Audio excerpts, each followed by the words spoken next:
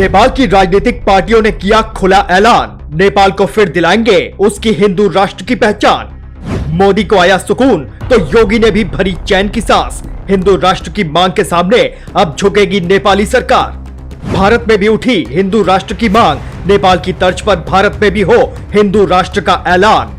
ये बात तो सब जानते ही हैं कि विश्व में 200 से ज्यादा मुल्क में तकरीबन 50 इस्लामिक देश हैं जिन्हें केवल इस्लाम के नाम पर ही बसाया गया है। इस्लामिक देशों में रहने वाले दूसरे धर्मों के लोगों की क्या स्थिति है, इसका अंदाजा पाकिस्तान को देखकर लगाया जा सकता है, जहां केवल इस्लाम को मानने वाले लोगों को ही अच्छा जीवन जीने का अधिकार है, जबकि दूसरे धर्मों को मानने वाले लोगों को दोयम दर्जे का नागरिक माना जाता है। लेकिन जब बात हिंदू राष्ट्र की आती है तो सेकुलरिज्म की अफीम चाटकर सोए रहने वाले सूरमा भी नींद तोड़कर उठ जाते हैं और हिंदू राष्ट्र के विरोध में जुट जाते हैं। हालांकि जब उनसे उन 50 इस्लामिक देशों के बारे में सवाल किया जाता है तो वो पूरी तरह से चुप्पी साध लेते हैं। आपको बता दें कि सन 2007 से पहले पूरे विश्व में केवल एक देश हुआ करता था जो हिंदू राष्ट्र कहलाता था, उसका नाम है नेपाल। सन 2008 के बाद गैर हिंदू धर्म के लोगों के विरोध के चलते नेपाल को भी हिंदू राष्ट्र का दर्जा गंवाना पड़ा और धर्मनिरपेक्ष देशों की श्रेणी में आना पड़ा। हालांकि एक बार फिर से नेपाल हिंदू राष्ट्र बनने की दिशा में तेजी से बढ़ रहा है।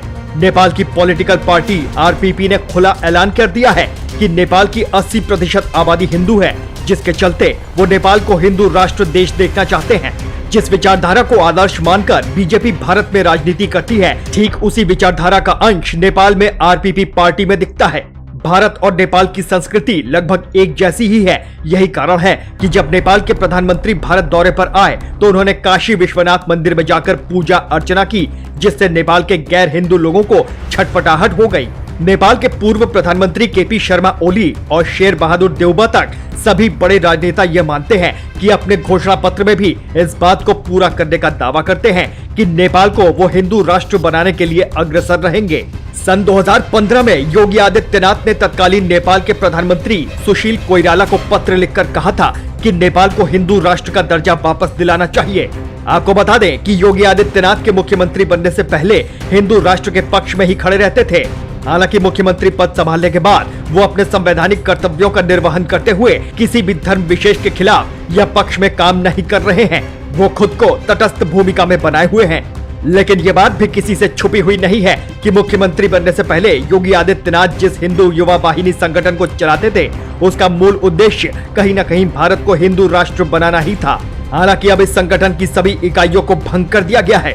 भारत को भी हिंदू राष्ट्र बनाने की मांग समय समय पर उठती रहती है, लेकिन ऐसा लगता है कि हिंदू राष्ट्र बनने का सपना नेपाल के लिए जल्द ही साकार होने वाला है।